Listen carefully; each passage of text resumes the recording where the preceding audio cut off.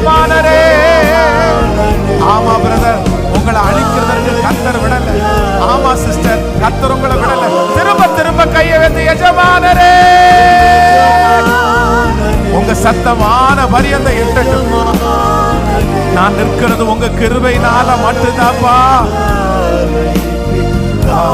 இப்ப சொல்லுவோம், மனிதர் அடைத்த கதவுகள், மனிதர் அடைத்த கதவுகள் ஒன்றோ இரண்டோ நீர் எனக்காக திறந்தது. இந்த பாட்டை பாட பாட நிறைய பேருக்கு கதவுகள் திறக்கிறது.